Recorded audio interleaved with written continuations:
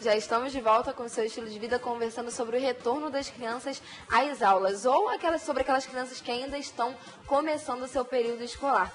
Doutora, em relação a essas crianças que estão começando, em relação às que já começaram, e ao contato com a luz, ao contato com o sol, é importante que essas crianças tenham a pele hidratada, que essas crianças utilizem o filtro solar, ou quando está dentro da sala de aula não é tão necessário assim?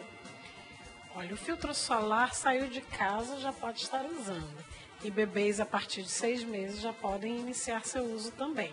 Então é ideal sim, porque tem a hora do recreio, às vezes se expõe ao sol, e o período depois de 8h30 até meio-dia é um sol quente demais, que os raios, ultravioletos são nocivos à saúde. Então pode estar mandando sua criança sim, protegida, bem nutrida e bem hidratada. É normal que as crianças façam o xixi na roupa, ou as necessidades na roupa? É normal que isso aconteça? Ou nesse período deveria já vir pronta para a escola? Não deveria acontecer? Olha, como cada vez mais, nossas crianças, nossos bebês estão indo para a escola mais cedo, bebês com 2 anos de idade ainda não têm essa capacidade. Mas, a partir daquele ano escolar, que é o pré-infantil, ele vai aprender, Isabelle, a usar o piniquinho. Mas isso não depende só da escola. Isso é para você, pai. Isso é educação dentro de casa. Então, é importante também que a gente estimule essa criança a utilizar o vaso sanitário mesmo, enfim, como as coisas realmente devem ser. A ser independente. Cada vez mais que essa criança é estimulada a ser independente, ela tem um crescimento maior.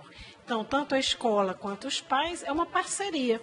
Vai fazer com que essa criança se desenvolva cada vez mais e seja uma criança muito mais independente, autônoma e que possa desenvolver mais atividades no seu dia a dia. Existem também algumas práticas, por exemplo, são importantes realmente que sejam cultivadas dentro da escola, como escovar os dentes, de repente a hora do banho, as crianças que passam o dia todo, em período integral, tem a hora do banho, tem a hora da soneca, então essa questão da rotina, inclusive, precisa ser realmente ensinada e trabalhada dentro das escolas?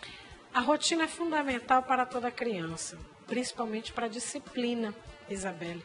Quando a criança cresce sabendo que precisa de horário de descanso, horário da brincadeira, horário da tarefa, ela é uma criança que não vai ter muita dificuldade quando entrar na fase da adolescência. Então, essa rotina da escola, principalmente das creches, que são em tempo integrais, são fundamentais. Precisam ser sim, e os pais precisam apoiar, porque às vezes chega dentro de casa e a criança não tem essa rotina. Então, paizinhos, vamos adotar rotinas. Horário para tudo, horário para brincar, horário para dormir, que a gente precisa lembrar que a criança precisa mínimo 8 horas de descanso, para ativar seus hormônios, para ter um bom crescimento, para ter uma fase de recuperação boa, para que esteja apta no dia seguinte para um bom funcionamento dentro da escola.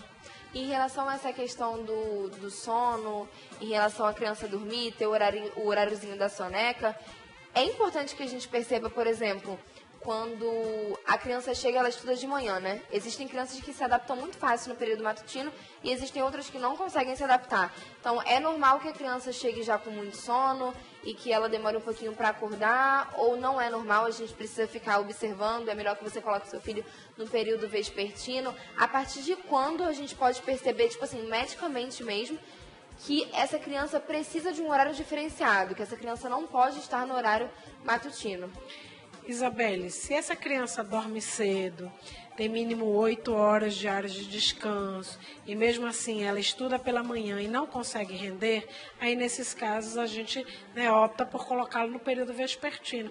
Ou às vezes também depende dos pais, que tem uma rotina que não consegue colocá-los pelo horário da manhã. Mas o melhor horário, claro que sem dúvida nenhuma, é o matutino. Mas aquela criança não vai render se não tiver um bom descanso. Ela precisa mínimo 8 horas de descanso. Tanto os bebezinhos, quanto as crianças escolares, quanto os adolescentes. A gente precisa lembrar. Nós vamos às perguntas dos nossos telespectadores e o Arlen da Alvorada 1 diz assim: acho que o profissional da nutrição deveria, por meio das escolas, se achegar mais às famílias, assessorá-las na educação alimentar. Não somente no uso, mas não somente do aluno, mas da família toda. As escolas que deveriam fazer, acabam não fazendo isso, ficam apenas nas 4 paredes das salas de aula e deveriam chamar as famílias para junto da escola para que a realidade mude, que com certeza essa realidade mudaria se houvesse esse trabalho conjunto. É uma reflexão, né, para a gente em relação à nutrição dessas crianças, realmente bastante interessante. As escolas deveriam realmente fazer esse trabalho conjunto. Isabelle, dentro das escolas a gente também precisa de palestras, né, de conscientização, até os próprios adolescentes das escolas serem utilizados para falar sobre um pouquinho de nutrição, para falar sobre saúde. Então essa parceria se torna muito mais ampla dentro da escola. E também a gente precisa lembrar da responsabilidade dos pais. Os pais têm a responsabilidade também de ir atrás do profissional, ver qual é o cardápio a ser servido, o que está sendo oferecido a seus filhos. A gente não pode apenas esperar. Também nós somos responsáveis pelos nossos filhos. A escola é apenas algumas horas que ela vai estar lá, mas o grosso da responsabilidade da criação é dos pais. A Roberta Pacheco quer saber se o uso de bebedouro social tem algum risco para a criança, se apresenta algum tipo de risco. Bem, para bebedouros a gente precisa saber se esses bebedouros estão sendo inspecionados com frequência, né?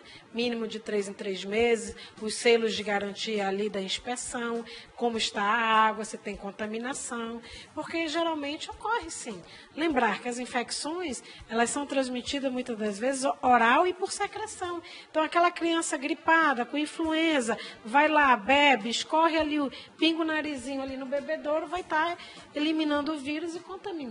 Então, de preferência, mães, levar cada um sua garrafinha individualizada, que é muito mais salutar. Claro que aquela criançada está ali no recreio, ela não vai para a sala de aula, pegar a garrafinha e beber. Vai beber no bebedouro, né, comunitário. Mas, de preferência, se você puder levar sua garrafinha individual, leve. E até pode colocar água desse bebedouro, mas desde que todos utilizem o copo ou a garrafa, enfim, não estaria contaminado dessa forma, né? Isso, evitar também a boca, né? Mas com criança você sabe que isso é impossível. Mas já fiscalizando, vendo que a escola tem o compromisso de estar vendo a qualidade dessa água, a qualidade dos bebedouros, a gente fica mais despreocupado. A questão dessa fiscalização também, desse acompanhamento, é o mesmo para os ar-condicionados? Porque a gente sabe que também existem crianças que têm um pouquinho de alergia, que tem um probleminha respiratório aqui, outro ali, e aí pode prejudicar, né? Até na nossa região, inclusive, é impossível a gente conviver sem o ar-condicionado. Então, provavelmente, eles vão ter contato dentro da sala de aula. Não apenas os ar-condicionados, quanto a higiene da sala, né? Então, a higiene dos brinquedos, principalmente na época infantil, pré-escolar. Então, todos os dias, esses brinquedos que eles utilizam precisam ser limpos, com materiais adequados, com álcool gel, né, com hiperclorito. E a sala, uma boa higiene, e os ar-condicionados precisam de manutenção, precisam de vistorias. Isso a Anvisa cobra. E nós, como pais, também temos o dever de estar cobrando a escola se está em dia. A água da escola causa hepatite? Essa pergunta é da Suzana Oliveira. A hepatite é transmitida fecal oral e pode ser causada por água, sim. Contaminação por água e por alimentos. Então, uma água contaminada pode transmitir hepatite, sim. É importante que a gente esteja atento, né? Isso. Em relação às crianças que começam a estudar também, essas crianças precisam de vitaminas? Elas precisam tomar diferentes vitaminas, enfim, buscar outras fontes de vitamina nesse período? Isabelle, então, no primeiro ano, que claro, não é época escolar, o bebê mensalmente precisa estar no pediatra. A partir do seu primeiro ano, essas consultas passam a ser trimestrais e depois vão se estendendo de 6 em 6 meses e as crianças grandes anualmente. Elas precisam sim estar com sua saúde em dia, procurar o pediatra, ver se tem alguma carência nutricional que precisa ser complementada. Por que não procurar um nutricionista, ver se essa alimentação está adequada? Então, chama a atenção. Uma criança bem cuidada é aquela criança com uma defesa maior e, com certeza, uma criança que estará menos em pronto-socorros, dará menos problemas, adoecerá menos. A Tassi Hanna mora lá no São Jorge e ela diz que a filha dela nasceu dia 8 e está fazendo um mês hoje. Ela gostaria de saber por que a filha dela está com gases e cólica. Tassiana, é muito comum, né, a partir do primeiro mês, no segundo mês, cólicas frequentes, onde esse intestino está passando por um período de transição, onde o leite materno, né, fica um pouquinho mais espesso, fica diferenciado. E é importante que você procure o pediatra, tire suas dúvidas dentro da consulta. Ela pergunta, inclusive, como ela pode controlar isso. Olha, existem várias técnicas dentro de massagem, dentro de medicamentos, mas em primeiro, seu neném precisa ser examinado, que é para ver se é só isso, se é só cólica ou se tem mais algo por trás disso. Quando a gente leva os filhos para a escola também, quando eles começam a se alimentar nesse ambiente diferente, é possível que essa cólica, inclusive, também atinja essas crianças que estão começando agora, talvez pelo tempero diferente ou talvez pelo próprio ambiente. É possível que isso aconteça? Isabelle, as crianças maiores, né, menos frequentes as cólicas. Cólica em criança maior, você já tem que pensar em alguma alteração orgânica. Ou, às vezes, aquelas novatas que estão iniciando a escolinha podem dar um pequeno, né, afrouxamento, que a gente chama de intestino, um cocô mais mole, devido àquela tensão, àquela ansiedade de estar num ambiente novo. Mas isso é passageiro. Se algo se continua, fica frequente, tem que procurar o médico pediatra, sim. Doutora, e qual é a importância de existir uma enfermaria nas escolas e, enfim, principalmente nas escolas de educação infantil? Tem. Isso aí, praticamente, as escolas precisam ter esse ambiente. Por quê? Porque a gente não sabe em que momento pode ter algo simples, como uma simples febre, uma cólica, uma dor de barriga, uma dor de cabeça, ou alguma gravidade. Uma criança se machucar, cair no parquinho, quebrar uma perna, um bracinho. Então, precisa, sim, esse ambiente precisa ter, no mínimo, um profissional técnico de enfermagem, com o enfermeiro e ter, às vezes, um médico de sobreaviso, Isabelle. E quando a gente fala de dor de cabeça, porque período inicial de aula parece que todo mundo fica com dor de cabeça, né? Dá dor de cabeça em todos os alunos da sala e quando um tem, o outro vai tendo também, aí vai fazendo aquele efeito dominó. É correto que a professora dê aquele remedinho para passar ou deve esperar um pouquinho, de repente dar uma água com açúcar ou enfim. Existem outras soluções? A professora não pode medicar ou ela deve medicar sim? Isabelle, quando a gente inicia o período escolar, a mãe precisa se aproximar, deixar na agenda, né? Para dor de cabeça, o que ele toma, se ele tiver febre, ele pode usar esse tipo de medicamento, se é alérgico a algum medicamento. Né? Então, muitas das vezes, a diminuição da visão causa dores de cabeça muito fortes no período escolar. E se aquela criança está reclamando muito de dor de cabeça, levar para a enfermaria. Se não souber qual o tipo de medicamento a dar, contactar os pais para poder estar administrando algum medicamento por um profissional capacitado. E o medicamento ser infantil é imprescindível. Com certeza. O mínimo. Da escola precisa ter um analgésico, um anti-inflamatório, né? Um remedinho para vômito, para cólica. São medicamentos mínimos e necessários dentro de uma enfermaria para machucados, né? A criança corre, caiu, fazer uma limpeza. Precisa, imprescindível, e a gente precisa estar olhando isso. Então, nós pais precisamos ver todo o ambiente da escolinha, se ela é adequada, porque lembre, nossos bem maior são os nossos filhos.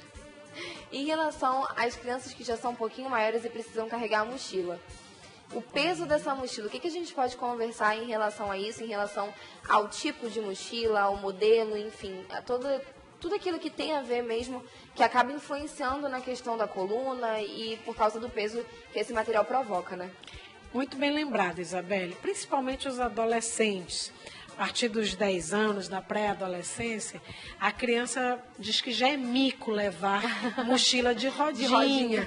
E praticamente é difícil de convencê-las a não usar mais aquele tipo de mochila. Mas eu preciso lembrar a todos vocês, papais e mamães, que a mochila nas costas ela tem um determinado peso. Então, a criança consegue carregar até 10% do seu peso. Se aquela criança tem 30 quilos, ela pode carregar no máximo 3 quilos. Se ela tem 20, no máximo 2 quilos.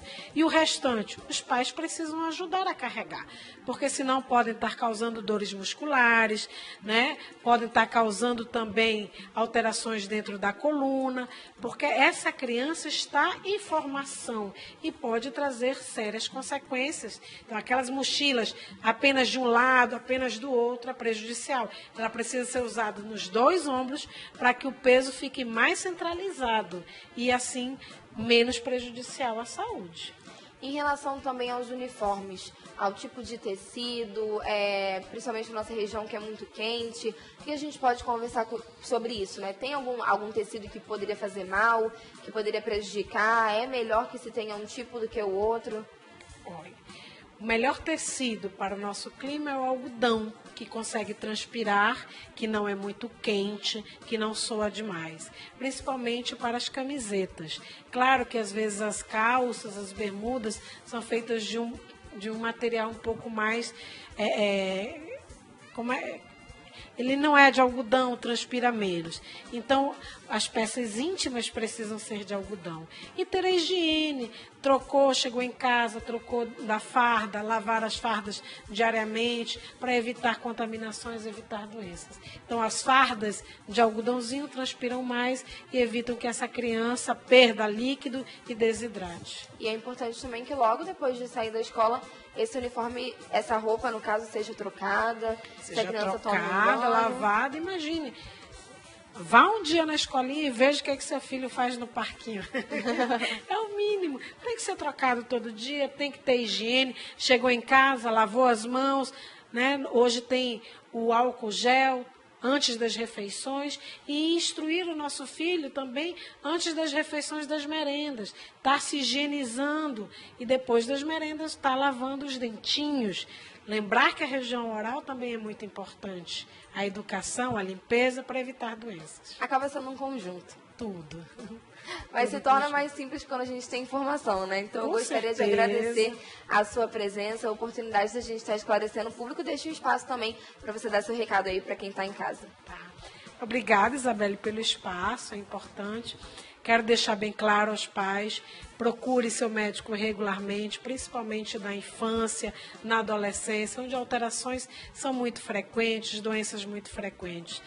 Então, nada de estar se consultando dentro de uma farmácia, achar que pode tomar isso ou achar que pode tomar outro medicamento. Procure o profissional capacitado, que é o médico, que é o pediatra, que dores de cabeça não aparecerão e essa criança poderá crescer de uma forma mais saudável.